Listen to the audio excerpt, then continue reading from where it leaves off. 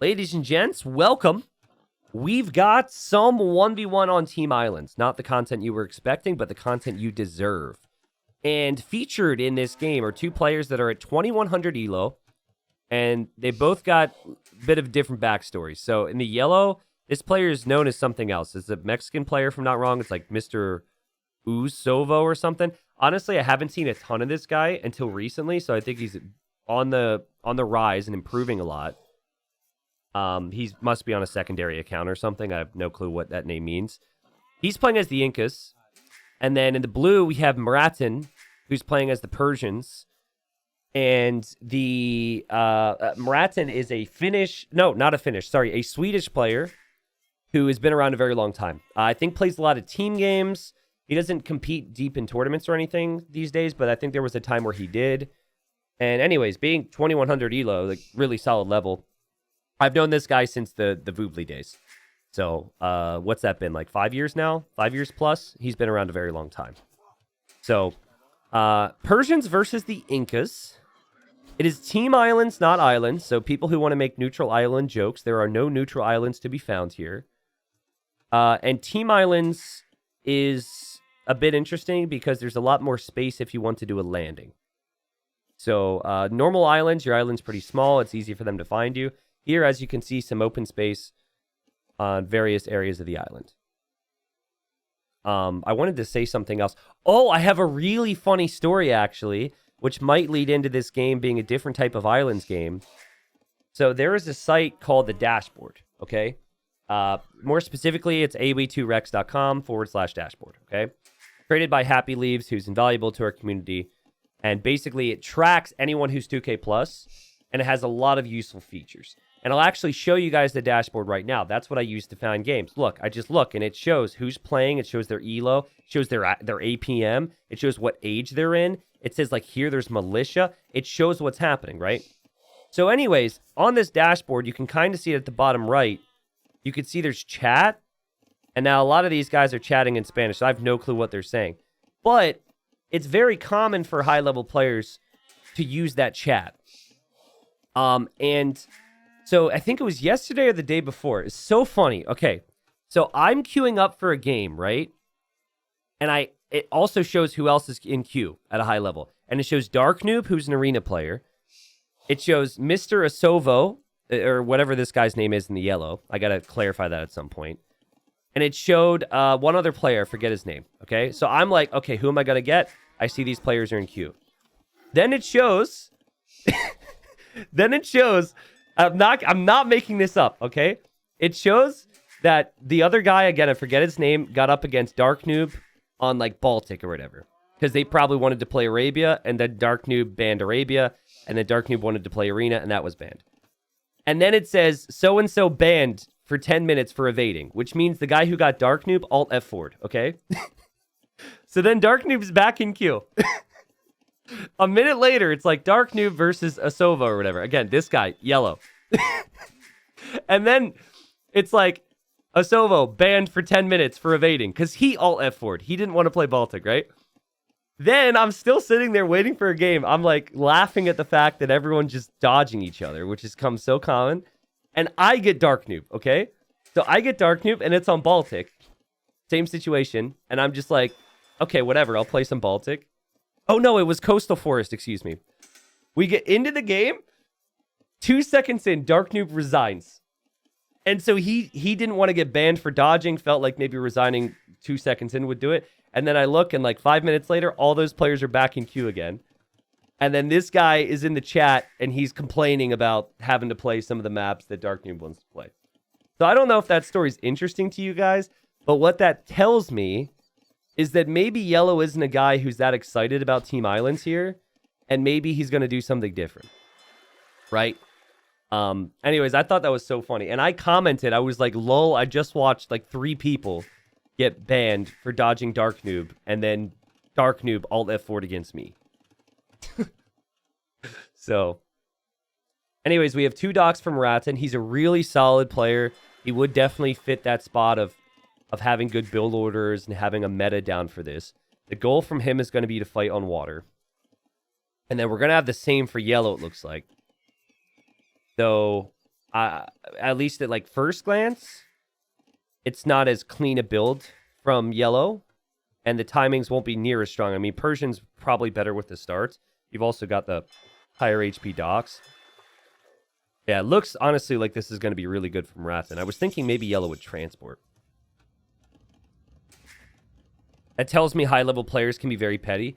Well, I mean, there's sections of players everywhere who always want to play one type of map, right? Like, I casted Loyal Legends yesterday, and it was a really interesting game where this player went scouts on Bog Islands, and the other guy actually went on water. And then at the end, the scout guy was like, I wish I could have played Arabia, right? Some people want to play what they want to play. But instead of, like, bashing people for it, like, I think all that F4ing and dodging is ridiculous. The other thing that is funny about that whole story, though, is Happy Leaves, the creator of that site. He has a leaderboard, right? So player rankings. But he's going to add a dodging leaderboard. So it's going to be a ranking of the players that are alt F4ing and dodging the most, which I find hilarious. Look at Blue, trying to find the fish. Cannot find his opponent's fish. Ooh, man, precious time wasted. But yeah, anyways, what was I saying? Oh yeah, I mean, listen, I think it's an extreme example of what can happen, but I don't want to encourage it. But I think it's also kind of fun, right? To, you know, celebrate people's differences and make some jokes about it. And so, like, when I ever play an arena player, I'm always making jokes. You know, you're such a Waller boy. And, you know, I don't know. I have some fun with it, right? So, Blue is a little delayed in what could have been accomplished here, but still has located the fishing ships and has a really good start here. And this is maybe why Yellow doesn't want to play these maps, because other players have some pretty solid builds up against him.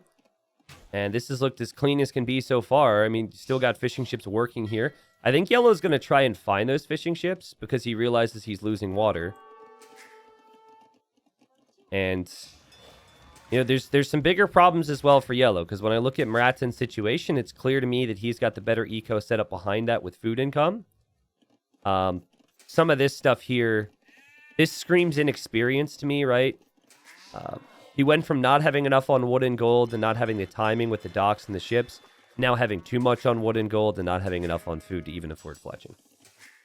So, but yeah, I can't wait till there's a Dodger leaderboard. I think that would be so interesting. And I think I could probably guess before it comes out who would be at the top of the list. I think Bloodless would be up there. I think Morg would be up there. I think Darkname. I think there's also going to be a share of Arabia players who are definitely on that dodging list. But they would be doing less dodging because there's more Arabia players than Arena players at a certain elo. So, anyways, the galleys have looped around, which is sneaky. But there's nothing back there to be found. The scout could be killed, though. And Yellow could maybe... Like, what I'd like to see here, guys, is use some creativity. You know your opponent's got the Navy here. You have wood. Make a transport ship. If you just continue to fight on water after how this game has gone so far, you might be in really big trouble. Now, I mean, he has been creative in that he hasn't allowed Blue to take out his docks, which I really like. But man, oh man, I feel like the time that Blue's giving you and the respect he's giving you trying to chase down your ships is actually crucial for you to try and take it to land if that's the type of player you prefer to be. This gets interesting, though, because if these galleys could find the fishing ships right now, then suddenly there's not much of a lead for Blue. And yeah, Yellow... Okay, so Yellow has decided I'm just going to use the market like crazy and try and get up to Castle Age fast so I can come back on water. And there goes a couple galleys. Fishing ships could be located there. Obviously, Blue's going to need to protect those fishing ships. Only 2 of them now, but 2 fishing ships still are bringing in food that you're going to want to keep. And boom. So basically, Yellow's approach here has been hide. Hide this Navy, sneak with this Navy. Still could transport, but the opportunity is slowly disappearing before our eyes because these docks will eventually be taken out. And that's why Blue added fires, is because fires do a better job at taking out docks once you have water control. Galleys do a really good job at microing down other ships. Raphael says, the thing I don't like is that the game forces you to play something you don't want to. My elo fluctuates between 1300 to 1500 just because of map options. So, I think there's pros and cons to the system. And I don't think it's necessarily perfect. But as someone who, when the game first came out, thought we should, like, have unlimited bans, I truly do feel like the community has benefited from not having unlimited bans, right? Because if it was just unlimited bans, like, Age of Empires 2 has so many different ways to play, right? And yes, you're, like, kind of forced in a sense to play certain maps, but you still have a say in it. And I really feel like the community benefits. We see more unique games. Maybe this is just the caster in me, but we see more unique games. And trust me, I have seen the community, like, from a high level to the mid level to the low level, all improve as players and become better with variety due to having to branch out a little bit, right?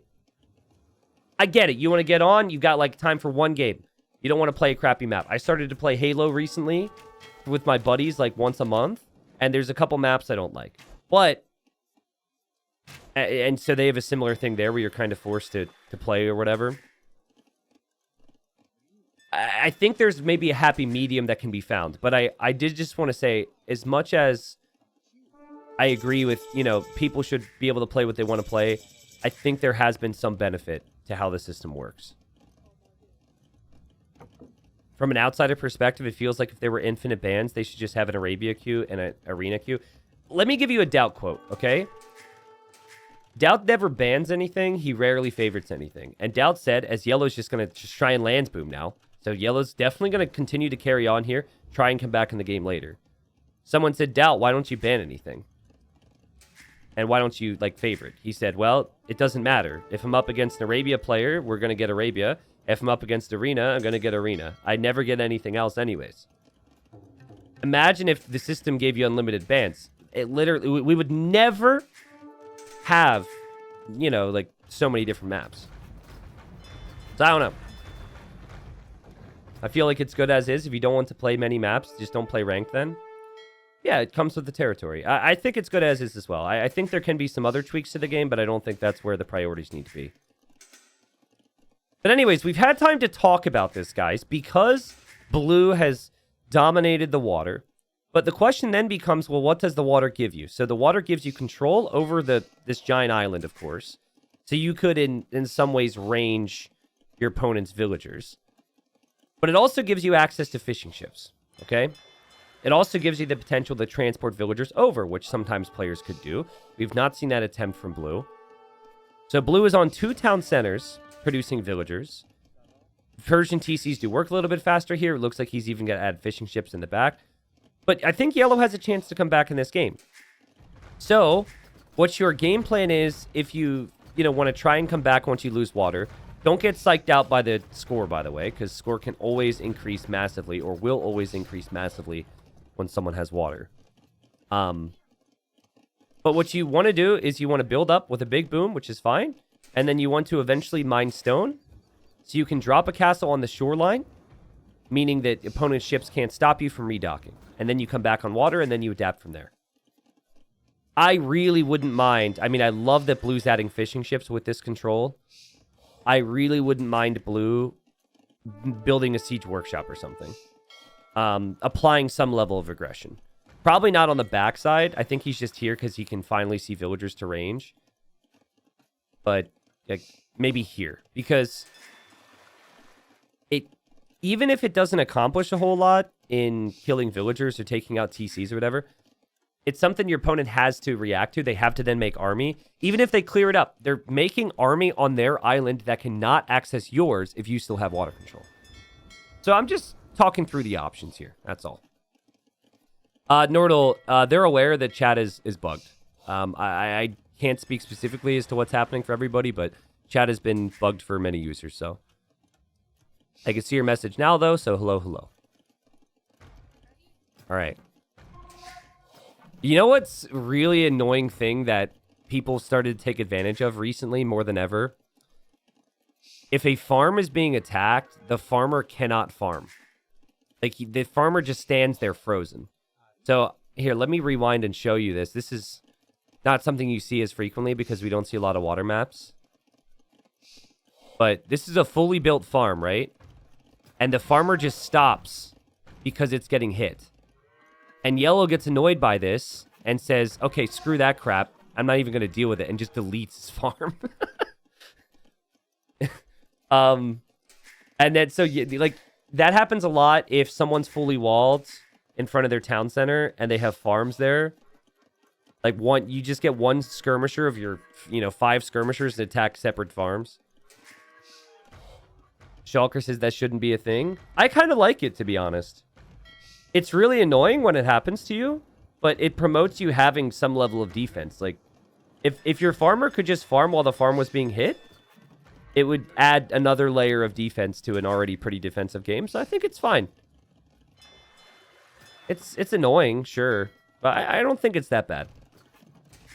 It is funny, though, how the farm could be on fire and the villager's fine. But the second the farm's being hit, it doesn't farm. Does anyone know, by the way, if that happened in AOC? I'm actually unsure if that's a new thing that was introduced or if that was always the case and people just really started to do it this year.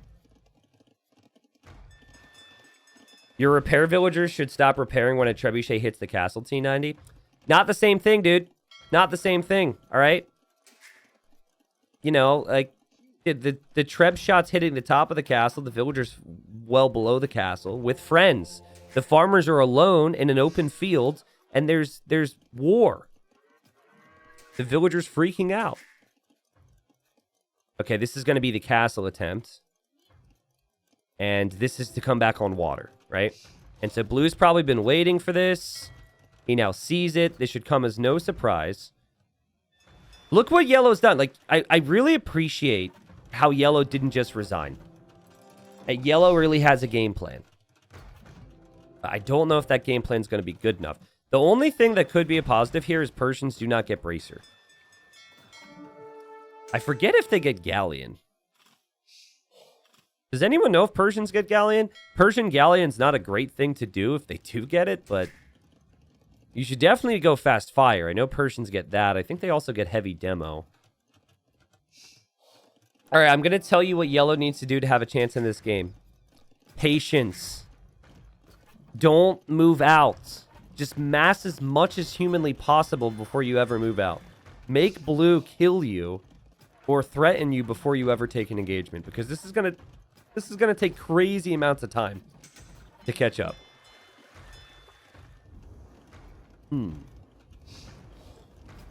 Yeah, the new ranked pool is really good. Also, to comment on what I caught the end of, I think map variety is good. It massively helped me improve over just Arabia. Yeah, agreed. Okay, so Blue's got Yellow surrounded. Has had a population lead for a while. This castle's not going to protect all the docks.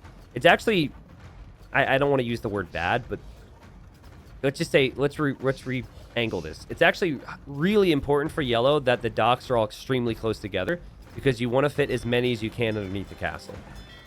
The fact that there isn't a dock here, for example, and that this dock wasn't slid over and that dock wasn't slid over even further, all very big parts of why he's struggling here. We have Galleon in, okay. And we have Fast Fire coming in as well. But this is Yellow's inexperience. Yellow's taking fights because he's like, I feel the need to do something with my army. But you realistically need to mass a lot here. And then hope you've got enough. Now, Blue, I think, should be landing. I think you can go for, well, he's already done it. Like the barracks at home, and then you prep stables. Or, sorry, you bring over 5 vills and boom, just drop 3 stables and start to raid with Lycav. I think that's what I would suggest anyways. T90, I saw you talk about the range toggle. Alt-Q is the hotkey. Alt-Q. Ah! Oh, sick. There is a hotkey. Okay. All right, well, if I need that, then I can just toggle that on, and that's really helpful. But yeah, having this on all the time obviously would be horrible, but if in key moments I needed it, I now have it. Perfect. Remember, Incas do get fully upgraded galleons, so having Bracer means more range and more attack. We also have a castle on the back, which could lead to docks on the back. But yellow noticed this with the very weak eagle. That is one villager. And villager will die if blue doesn't notice an attack there. Oh, of course it's a weak eagle. Oh, great awareness from blue. That means the stable will go up. Castle will go up for yellow, though, so it might be okay. Shipwrights coming in. That's a huge upgrade here. For a player who, again, I kind of told the story. Probably not a story he appreciates. He plays a lot of different maps, too, I'm sure. But, you know, for a player who clearly showed this week he doesn't like to play certain maps, he does know his stuff here. And he's fought his way back into this game. I think once he gets to about 30 galleons, that's when you'll really start to see the difference. That's when the fast fires will actually struggle slightly. I think blue has been a little slow with the potential transition to land. Went for cannon galleon really early. But maybe in his mind, it's not early because he feels worried. Also, did he make trade cogs? My guy made trade cogs over here. Misclick. That's embarrassing. Try and find a dock to trade with, though. Seriously. Worth it. I guess all the docks are here. Also, I love the text that yellow's getting for the defense here. He's getting masonry, so his castle is more HP. Shipwright is going to really help yellow mass these ships, mass the docks. Again, not sure Persians get that. What did I say? 30 galleons? That's when you'll see the difference? Well, right now, we've got about 23. And blue is just shifting into the fast fires, which is obviously very important. Here, it doesn't look like that raid has accomplished anything. And the repair is still coming in here because there's still 2 cannon galleons that are now elite cannon galleons on the other side. Can yellow bring this back? It's been a great comeback from yellow, and I'm sure blue's feeling the pressure right now. Maybe thinking, oh man, why Persians? But Persians had the better start. Extra food and wood you start with, more HP on the docks, faster working town centers. So there's pros and cons to everything in this game, which is why we love it. And yellow moving out here. Let's go. And I don't know where the trade cogs are, but they're certainly not going to help. And we have a pause. So this game is live. I thought maybe that was the end of the game, but no, blue's got a pretty crazy population. Man, if only blue... Like, okay, so this is what's fun about this level, and this is what's been great about the cast. There's been tiny things we could talk about, right? I loved how yellow just went 4 TCs and said, okay, punish me. And now he's made it here. But from blue's position, maybe if instead of 1 villager being transported, it was 5, making those stables. And some techs were already in, right? Because you could see he didn't really think about it ahead of time. Obviously hard to do that when you're doing everything else, because that would take away from the other things. But, you know, things that are maybe going to go through blue's mind in the event that Maratza loses this game. Great hold here from yellow. As we've been saying, he's not losing his galleon mass, which is key here. It's only continued to rise. But that's still 4 elite cannon galleons firing on that castle. I think that's the perfect amount, by the way. I think any more, and it could be seen as overextending. Now, I was going to ask earlier if Incas get heavy demo. I'm going to assume they don't. Yellow's going to queue up regular demos here just to get a little bit in front and hopefully collide with some ships. And that's a really good move because there's not many galleons now. But the galleons do actually get some snipes. And blue also 18 fishing ships and 136 villagers. When you're in game, it doesn't show how many fishing ships you have when you look at your total pop. I have made that mistake many times where I don't realize that I've maybe overboomed a little bit. I don't consider 150 vills to be that crazy on a water map because you are losing ships constantly, but just things to think about. I'm not sure the demos are going to be seen as worth it when it's all said and done, but maybe a bad time for me to say that. Castle does go down. The problem with the demo is it's a one-and-done ship, and you don't even have a guarantee it's going to be worth it. A one-and-done ship's probably a stupid way to say it. But yeah, you get one shot, one opportunity, and if you let it slip, you have a problem. And yellow is letting it slip. He's actually losing his docks from this position. And blue, with inferior navy, has been able to hold such nice control here. without allowing yellow to expand too far. Now, a lot of that could be dock numbers. Those look like there's more docks for blue. Also, could have been the strength of the fire ships, like we said. You could see he's mixing up galleons and fast fires now. And there we have a castle from yellow. Guys, this game's going to continue on. This is not going to end anytime soon. I think yellow... Well, actually, I could take it back. I think yellow's feeling the pressure right now. But he still should be okay. Like, this should be a waste for blue. He's dove way too deep here. I'm surprised yellow didn't go for more docks. I guess he's really struggling for wood, though. Some players won't even have auto farm in Islands games because you want to save wood. It almost looks like he's abandoning farms. And he's going to go, yeah, for some docks here. Shout out to this fire, by the way. Underneath yellow's castle. If that continues, that castle will eventually go down.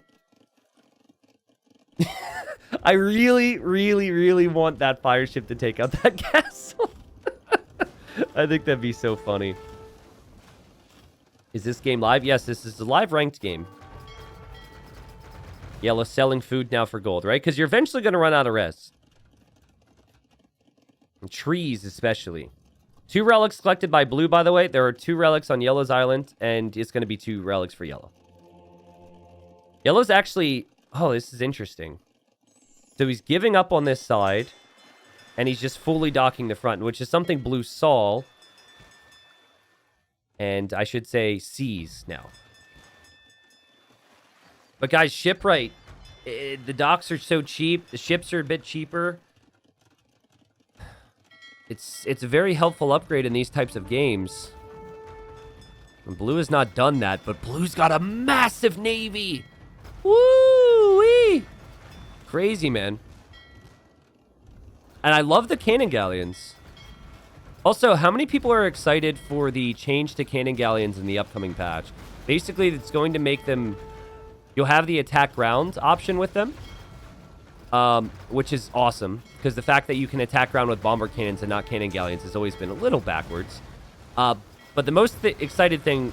The most exciting thing about the changes for me, and I will have a video come out on patch day where I talk about this, is the fact that you can actually just use it against ships. Feels like cannon galleons have been for... Oh! It feels like they've been for buildings only. And being able to use it against ships, too, could shake up the water meta a little bit. We've seen heated shot, which means the castle does more damage against ships. We've seen a lot of crazy techs in this game. And we've seen some demos, and yellow's not finished. I think yellow needs to just let his galleons fight here. Like, stop microing them. Just let them engage. Because if the castle goes down, you're in trouble anyways. I don't think you need to respect the fast fires once you've got 35 galleons. I mean, okay, respect them, but not to the same levels. It's interesting how he's controlling his ships. I'm maybe being a little critical. Yeah, this is what I would do, is I would stop moving. Yeah, I would stop moving. Because I feel like in the time where you're microing, you're actually just taking more damage. But he does do the right thing to coming closer to the castle here. And he is still holding on. And the population is still incredibly close here. As more and more stone has been sunk into these repairs. And blue continues to pressure. And he's actually just going for the docks now, which I really like. Also, I like this too. These docks could eventually just be taken out. Dang, look at the unit queue for blue. He's got so many fires. He's not allowing yellow to expand, is he? Notice yellow's getting blast furnace. I don't think that's going to help too much. Man, this is ridiculous. Yellow's got his queue spread pretty thin throughout his docks as well. When you see 19 or 20 in queue, you sometimes worry that players have too many ships stacked. Like this, for example. If blue had 5 more docks, he might win the game. 10 more docks, anything like that. See how many ships he has in each one? Now he's going to add more docks. Is yellow holding this?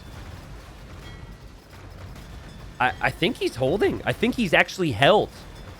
I think the galleon mass is finally getting to the number where you can't contest it with fire ships. Holy cow. And blue senses the way this is going. Okay, so what you need to do if you're blue, obviously you need more ships, right? It's a numbers thing, not a firepower thing. All your new ships need to go into your docks and wait. Because there's no way for yellow to take out your castles. So what I do is I go to my select dock. Like, I just go to each dock and set the gather point in each dock. And I think you just wait. Now, maybe I'm wrong, right? Like, maybe he can take fights because he's got the castles. But what you don't want to do is you don't want to toss away ships right now. Now, it's also really hard to see how many you have versus how many yellow has in the game because the units stack like this. Also, if you're still watching this video later on YouTube, just say ding. Okay, that's the only comment I want is a ding. Siege ram on the way for yellow. Notice how he did pull a lot of villagers from farms. So he saved enough food for siege ram, but isn't like over farming, which means that he's not over reseeding these farms. He's kind of saving a lot of those for later with a lot of food on it. And now blue is completely out of gold. Blue is researching guilds, so you get a bit more gold when you sell things at the market. Which, you don't want to sell wood here. You always want to sell food. Yellow actually selling wood. It's a risky game to play, but there is still a lot of wood left on the map. It's a crazy game, man. I think we've seen the pros and cons of both civilizations here. And I think both players have shown a lot of tenacity in fight. I'm really pleased with how yellow has played this game. Again, I do feel at times possibly a little bit of over micro, but that just could be because I'm old, right? I turned 30 in, well, at the time of recording this, 4 days from now. So by the time this hits YouTube, it might even be my birthday. So, you know, at this point, I'm like Doubt, dude. I just patrol. Make army, patrol, and worry about other things. And I think yellow's going to win the game. And what he's going to do to win this game is going to be so freaking epic. He's going to transport siege rams. And if you can get the siege rams here, you don't even need to go for the castles. You go for the docks. And what happens is the ships from the enemy, they do very little damage against the rams. So it has a bigger effect on the water fight than it actually does with even taking out the buildings. Or I should say, not a bigger effect, but just as big of an effect. Is he going to bring vills as well? Oh, I love this. No, where are you going, transport? Where are you going? Don't lose it. Really important you don't lose it here.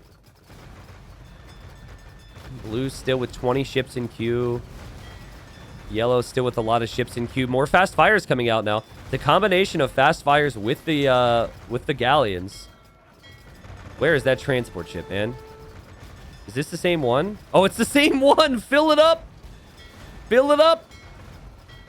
There's a couple people who won't move. They're sitting in the front. They're supposed to be in the back. That is not your assigned seat there, Ram. Please move. Thank you. All right. Here it goes. If blue could snipe this, that's 21 population from yellow, actually, because you have the ship and then the units inside. Blue can't get it. Castle. Woo, that was close. Now I think yellow wins. He's going to drop his own castle. Whoa, that's confident. Yeah, I think if you take all the fights from right here, if you're yellow, this is an amazing position. Because look how many ships from blue are going to attack the rams. Obviously, the villagers, too. We have an elephant coming out. I mean, blue is desperate. How many villagers here are attacking? Well, I will say this. The rams haven't accomplished as much as I was expecting because of blue's reaction time here. And blue is losing vills. But half of yellow's navy is attacking villagers instead of blue's navy. So we'll see how this goes. There was a desperation move from Ratton, who dropped towers trying to maybe deny that castle. So he's really concerned. Also, this castle will likely snipe ships because it looks like blue is selecting all of his docks instead of just the ones in the front. And still rams around. Neither player's mining gold now, so conserving your navy, very important. Conserving all of your siege. But yellow is going to make barracks now, maybe for pikemen or something, but he's got a treb and he's got the rams. Blue will start to lose the front of his base. And it felt like once blue got pushed off on the right side, and yellow was really able to start to breathe and get more docks up in the middle, that yellow is going to be able to bring this one back. And this is probably where blue's realizing I don't have enough. It's been a long fight, right? So you're typically going to see players play on a little bit longer, but he calls it GG, well played. big reason yellow created more ships is likely because of shipwright. I do just want to go into the game for a second and show you guys this tech. We talked about it a lot at NAC4 if you watched that event. Shipwrights cost 20% less foot and build 35% faster. I'm so sorry. I even though I know the importance of shipwright, I actually have still been making mistakes with it. I thought it made docks cheaper as well. I think it's confused. I'm confusing it with Vikings who just get cheaper docks in the first place, but like don't get shipwright or something. But anyways, ships costing less wood and building faster, huge in Yellow's ability to come back in this one.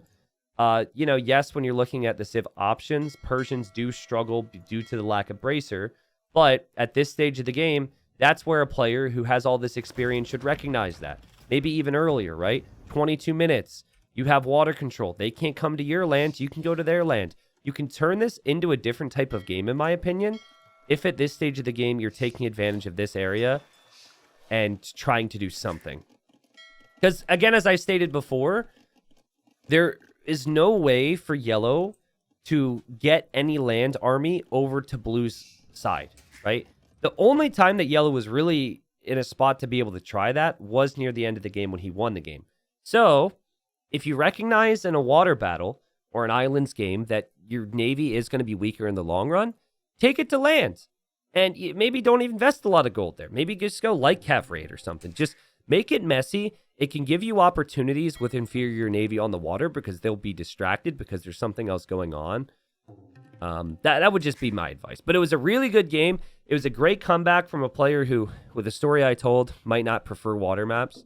And he showed his skill. Again, I got to figure out what this guy's actually called. He's always playing under different names. But as I said, he's a player who has a high enough level and has been around the higher rankings over the past year or so. Resources collected in the game was super close. 96,000 resources versus 95,000 resources. You see there's a little bit more gold there for blue. KD, obviously, a lot of this had to do with galleons versus the fires and the weaker galleons. And final note, back to a conversation we had earlier. Shulker said in AOC, farmers didn't give a crap about the farm being attacked. Just tried it. Villagers becoming a statue and is a DE feature, apparently. Okay, so that was a long time ago. We talked about that. That's interesting. I'll take your word for it on that. Like I said, I kind of like it because there's so many defensive things you can do in Age of Empires 2. And it just basically means it's one less reason to just sit behind walls and you need to have a little bit of something, right? But again, it's annoying to deal with, so I can kind of get your opinion on it. GG. Hope people enjoyed all the dinging in this one, because there sure is a lot of it when you cast islands. When you click a dock, ding. When you click a ship, ding. When you click another ship, ding. And then don't even get me started about playing the game. I would highly suggest the no ding mod if there is one. But it was good.